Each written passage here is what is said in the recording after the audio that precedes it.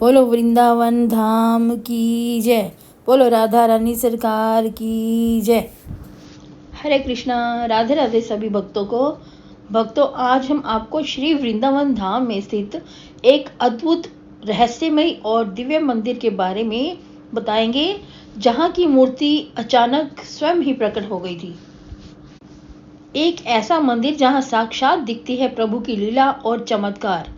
एक ऐसा मंदिर जिसकी ख्याति बिहारी जी के मंदिर से कम नहीं है, और एक ऐसा मंदिर जिसमें ठाकुर जी की मनोरम प्रतिमा स्थापित है। भक्तों, आपको यह जानकर बड़ी हैरानी होगी कि राधा रमण मंदिर में जो जोत जलाई जाती है वो किसी माचिस की तीली या किसी जलती हुई मोमबत्ती या जलती हुई लकड़ी से नहीं, बल्कि मंत्र उच्चारण से जलाई जाती है। तो भक्तों, हम बात कर रहे हैं राधा रमण मंदिर वृंदावन के बारे में। राधा रमण मंदिर पर कई वैज्ञानिकों ने शोध भी किया है, परंतु इस मंदिर के चमत्कारों को देखकर वैज्ञानिकों ने भी अपने हाथ खड़े कर दिए हैं। भक्तों, चलो चर्चा करते हैं राधा रमण लाल जी के मंदिर राधा रमण मंदिर के बारे में, जिसे विज्ञान जगत भी सुलझा नहीं पाया है। वृंदावन की पवित्र भूमि पर स्थित राधा रमण मंदिर वृंदावन और गौड़ीय वैष्णव संप्रदाय के सबसे प्रसिद्ध मंदिरों में से एक है। भक्तों, राधा रमण मंदिर की बहुत ही ज्यादा मान्यता है। इस मंदिर की स्थापना आज से करीब 500 साल पहले चैतन्य महाप्रभु के शिष्य गोस्वामी गोपाल भट्ट जी ने की थी। मंदिर में एक बड़ा सा हॉल है जिसमें भगवान कृष्ण जी की मूर्ति स्थापित है। मंदिर का स्थापत्य ज्यादा विशाल नहीं है, लेकिन इसकी कलाकृति बहुत ही सुंदर है। हिंदू स्थापत्य कला वाले इस मंदिर में संस्थापक गोस्वामी गोपाल भट्ट की समाधि भी है। राधा रमण मंदिर में भगवान कृष्ण की जो मूर्ति है वह स्वयं प्रकट हुई थी। इसके पीछे एक रोचक कथा है। चैतन्य महाप्रभु के इस संसार को छोड़कर जाने के बाद भक्तगण थे वो शोक में डूब गए थे। शोक में डूबे हुए भक्तों को महाप्रभु चैतन्य ने दर्शन दिए और कहा कि रूप व सनातन मेरे निजी सहयोगी हैं और उन्हें गोविंद देव और मदन मोहन की सेवा करनी चाहिए। मेरे प्रिय गोपाल भट्ट को भक्ति का उपदेश देना चाहिए और नेपाल में गड़की नदी में जाना चाहिए, जहां उन्हें 12 शालिग्राम शिलाएं मिलेंगी। उनमें से मैं हमेशा दामोदर शालिग्राम शिला में निवास करूंगा। वह उस शिला की पूजा करके मेरी पूजा करेंगे। चैतन्य महाप्रभु के आदेश पर गोपाल भट्ट नेपाल में गंडकी नदी पर गए, जहां उन्हें 12 शालिग्राम शिलाएं मिली और उन्हें लेकर वह वृंदावन आ गए और उनकी पूजा अर्चना करने लगे। लेकिन उनके मन में यह लालसा हमेशा बनी रही कि वह मूर्ति के रूप में उनकी पूजा करें, उन्हें कपड़े पहनाएं, उन्हें भोजन करवाएं। एक दिन उन्होंने देखा कि 11 तो शिलाएं ही हैं और 12वीं शिला भगवान कृष्ण की मूर्ति के रूप में बदल गई है। दामोदर शालिग्राम शिला मूर्ति में परिवर्तित हो गई थी। वह सन 1542 के नरक चतुर्दशी का दिन था और वही मूर्ति राधा रमण मंदिर में प्रतिष्ठापित है। यह मूर्ति तो एक है, परंतु इस मूर्ति में 3 छवि नजर आती हैं। कभी यह मूर्ति गोविंद देव जी के समान दिखती है, कभी यह गोपीनाथ जी की भांति नजर आती है, तो कभी इस मूर्ति के चरण मदन मोहन जी के विग्रह रूप के दर्शन राधा रमण जी की प्रतिमा में दिखाई देने लगते हैं। तो अब बात करते हैं राधा रमण मंदिर के मुख्य रहस्य पर। माना जाता है कि राधा रमण मंदिर के 500 सालों में अग्नि अपने आप ही प्रज्वलित हो रही है, यानी कि 500 साल से अग्नि बुझी नहीं, अपने आप जल रही है। पौराणिक कथा के अनुसार चैतन्य महाप्रभु के शिष्य गोपाल भट्ट गोस्वामी ने अपनी भक्ति के बल पर राधा रमण जी के विग्रह रूप को प्रकट किया था।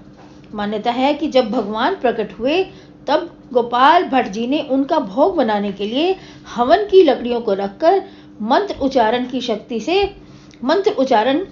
शक्ति से अग्नि प्रज्वलित की थी। तब से अब तक यह अग्नि लगातार जल रही है, लगातार प्रज्वलित है। कैसी भी परिस्थिति हो, उस अग्नि को न तो कोई प्रकृति और न ही कोई मनुष्य ही आज तक बुझा पाया है। राधा रमण मंदिर में ठाकुर जी का भोग उसी अग्नि पर पकाया जाता है। राधा रमण मंदिर में किसी भी कीमत पर माचिस या अन्य ऐसी वस्तु का इस्तेमाल बिल्कुल भी नहीं होता जिससे कि अग्नि प्रज्वलित की जा सके। मंदिर में धूप जलाने के लिए भी अग्नि का ही प्रयोग किया जाता है। भक्तों, आपको यह जानकर आश्चर्य होगा कि राधा रमण लाल जी एक ऐसे भगवान हैं जो कभी भी वृंदावन को छोड़कर नहीं गए। इसका मतलब जब औरंगजेब ने वृंदावन के मंदिरों पर आक्रमण किया था तो राधा गोविंद देव जी की मूर्ति को यहाँ से हटाकर जयपुर ले जाया गया था। श्रीनाथ जी की मूर्ति को नाथ द्वारा ले जाया गया था और मदन मोहन जी की मूर्ति को काडोली ले जाया गया था, परंतु राधा रमण लाल की मूर्ति को यहाँ के गोस्वामियों ने एक कुएं में छुपा दिया था और तलवारों के दम पर राधा रमण लाल जी की रक्षा की थी और वह कुआं आज भी यहाँ देखा जा सकता है। तो भक्तों, चलिए अब बात करते हैं कि राधा रमण मंदिर के रसोई घर के बारे में, जिसका रहस्य जानकर आप एकदम से चकित और हैरान रह जाएंगे। आपको यह जानकर आश्चर्य होगा कि इस मंदिर में बाहर की वस्तुओं का भोग नहीं लगता।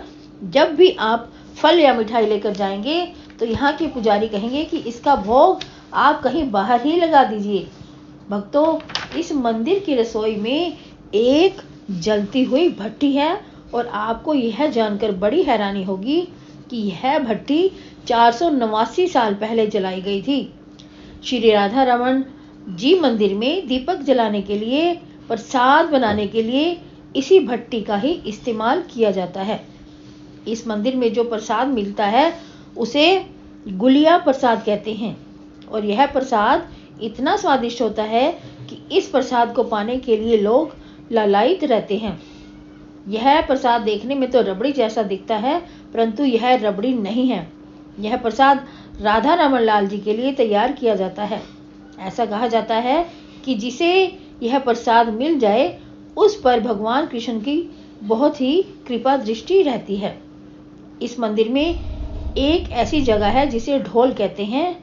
यह वही जगह है जहां पर वृक्ष के नीचे श्री राधा रमण लाल जी प्रकट हुए थे। उस मंदिर के ऊपर 2 लाइट जलती रहती हैं, एक रेड और एक ग्रीन। ग्रीन लाइट का मतलब होता है कि अभी राधा रमण लाल जी भक्तों को दर्शन देने के लिए खड़े हैं और रेड लाइट का मतलब होता है कि आप अभी दर्शन नहीं कर सकते। भक्त लोग दूर से ही इन लाइट्स को देखकर मंदिर के अंदर प्रवेश करते हैं। भक्तों, सोचो कि वो भक्त कितने महान रहे होंगे जिनकी भक्ति देखकर भगवान को भी स्वयं प्रकट होना पड़ा। सोचिए इनकी भक्ति का लेवल कितना ऊंचा रहा होगा कि भगवान को भी उनकी इच्छा माननी पड़ी। जब गोपाल भट्ट जी के मन में इच्छा आई कि शालिग्राम की पूजा वो मूर्ति के रूप में करें, तो भगवान को स्वयं मूर्ति के रूप में खुद को परिवर्तित करना पड़ा। भगवान को भी उनकी इच्छा माननी पड़ी। भक्तों, इन बातों से साबित होता है कि भगवान ना तो धूप दीप नैवेद्य ना ही भोग के भूखे हैं, बल्कि भगवान तो भाव के भूखे हैं। जिन भक्तों की भक्ति में प्रभाव होता है, जिन भक्तों की भक्ति में प्रेम होता है, वहां भगवान खुद ही खींचे चले जाते हैं। तो भक्तों, यह आज हमने इस वीडियो में चर्चा की राधा रमण मंदिर वृंदावन के बारे में, जहां स्वयं मूर्ति प्रकट हुई और आज तक भी वैज्ञानिक वहां के रहस्यों को सुलझा नहीं पाए हैं। तो भक्तों, आपको श्री राधा रमण लाल मंदिर के बारे में जो ये जानकारी मैंने दी, आपको कैसी लगी? अगर वीडियो पसंद आई हो तो लाइक शेयर सब्सक्राइब ज़रूर करना।